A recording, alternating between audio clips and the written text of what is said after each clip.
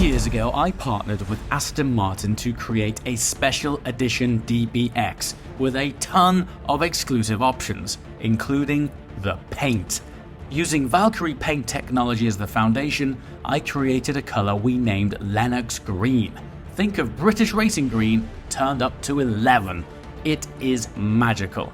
The development of the paint obviously it's a long process because the paint has to be repeatable and it has such an incredible effect. If you're up close to it, there's almost a 3D effect to the paint.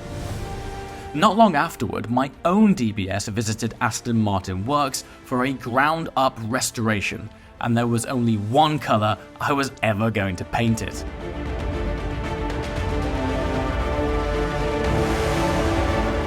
Along this journey, my mate invited me to spec his Valkyrie, and there was only one way this was gonna go. Today, the two matching Astons are delivered together for the very first time, with fresh detailing and ultra skillful PPF application at AR Exclusive. So first of all, not many people, including myself, this is the first time that I've seen these cars side by side. How close would you say the paint matches? It's very close, I would say. I think the shapes of the cars give it a wee bit of a slightly different materials as well, more metal. Quite hard because the shape of this, the way that the light refracts off of this, it's just such a crazy surface that every now and again I'll see parts and I'm like, that's a shade of green that I've never seen on that. One day, when we actually get some sunshine up here, I'm not sure if you've seen that stuff up here much, and if we get some natural sunlight on this paint, honestly, it's incredible. The theme of this car came off a DBX program that we did with Aston Martin a few years back. So we worked closely with them to create a special edition DBX, and all of the optional extras on it were exclusive to that car. So we came up with our own paint, and one of the big things, which I'm still really proud of, was having our own badge. So it seems like such a small thing, but to propose to Aston Martin that you want to change the color of their badge was like 6 months of work. They were just like, no one messes with the badge. Like, it's not something. So that's how we ended up having this bronze and gold theme. But in terms of doing PPF, you kind of couldn't get two opposite cars considering they've got two very similar themes. What was the difference like working on this compared to that? Well, we could done this car about 3-4 times in the time it took to do that one car. Seriously? Crikey. And is that because it's just the aero depth and sculpture is so nuts? Individual pieces for this car. Run me through, when you say individual pieces, what individual components have you had to sort of cut and print? Every single fin is done, the suspension arms. So effectively, every time you see a brake or a panel gap, you've had to create an individual component for that.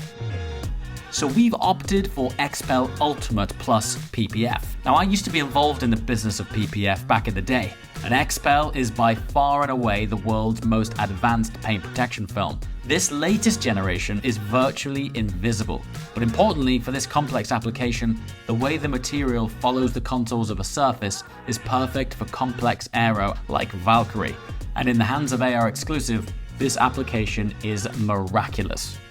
So would I be right in thinking then that these things here, for example, you had to do those every single one, individually? Individually. And then there's a single bit that goes round or surround. Do you have an estimate on the number of pieces? Around 100? Yeah?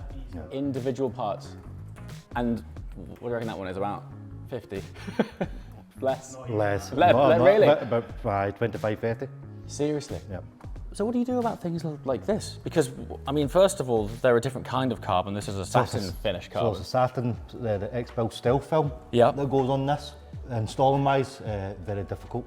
One of the most significant things about Valkyrie is its aero sculpture, but from your point of view, absolute nightmare, right? Because, well, when was the last time that you had to PPF the underneath of a car, the underside of a car? Never really. Never, okay. So you've gone under there, I mean, because you've got the whole exposed tub through there, which effectively is still a potential impact zone, because it's totally open there, isn't it? Yep. How do you get under there? You just crawl in? We had speed race ramps, so we had it on the race ramps to get a bit of height. And like your car, a normal car, you've got jacking points, we can put it on the ramp and get underneath it comfortable. Sure.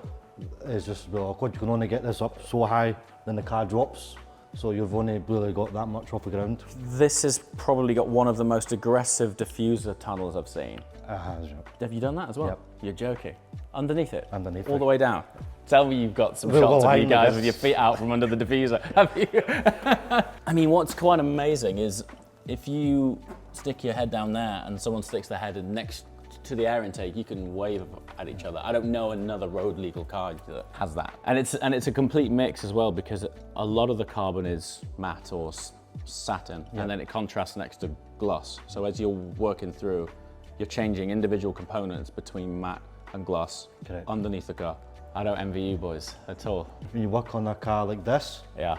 you just need to think out the box and start again and be, right, some panels we need to do a couple of times over because it won't work the first time because we don't know how to pull it in. This is your second, right? Yep. So you've done a Valkyrie prior, so that means you have templates which you've created for this. Yep.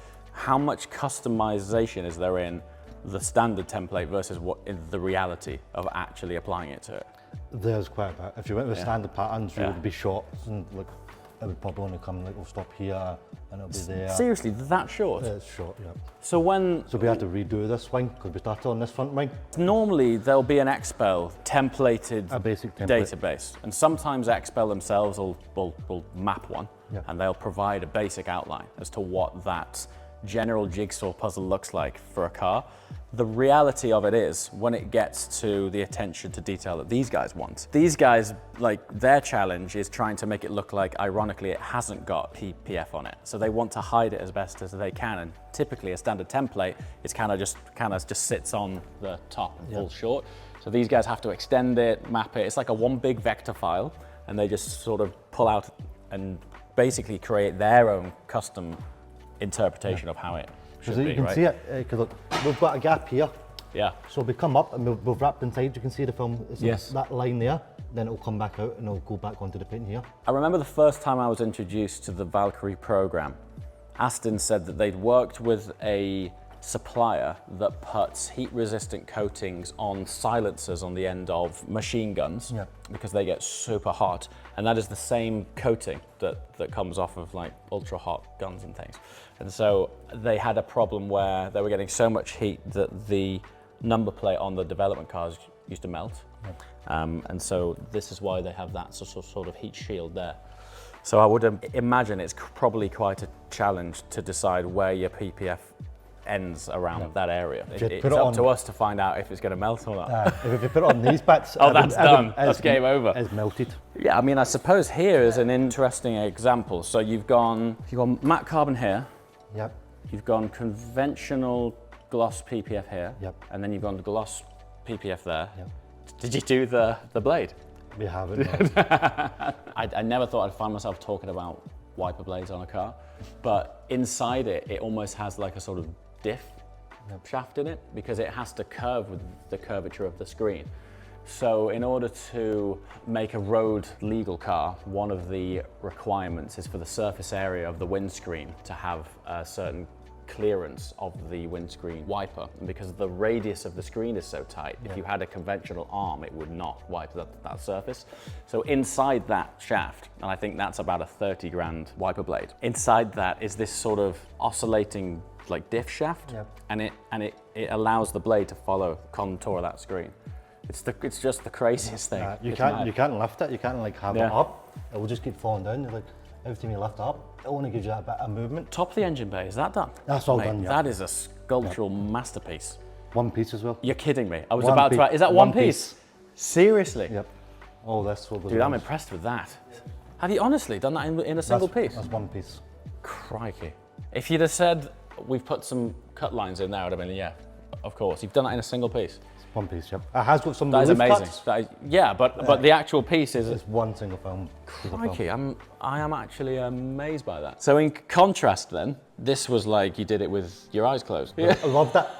That was really nice. Done this one first, and this one was a joy. So you have literally been the final piece of the puzzle on this car. This went into Aston Martin Works 2 years ago now. The idea was off the back of the DBX program. The original black on this, when I got this car, it was just nailed. Like automated car washes, The guy used it hard, it was stone chipped, it was just nailed.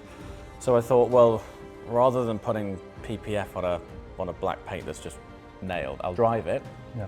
And then when the season ends, I'll take it into works and we'll discuss having this paint on it. And there's this guy in Aston Martin works called Steve, and this is no exaggeration, and we actually have it on film. Steve pulls out the first screw on this car and he goes, "That's not factory." I'm like, "What does that mean, Steve?" and he's like, "Well, let's keep going and find out." So he kept going and he took the bumper off, and the bumper was held on with wood screws and wood glue, right? Like there was like crispy old wood glue under it. And then he took off the front, and they'd use different screws and all sorts of things. And he said, "I don't want to speculate right now, but this has been involved in an accident, and whoever's fixed it was not us." So he dug down deep. Anyway, it turned out it had been in a crash. The airbox had a big hole in it.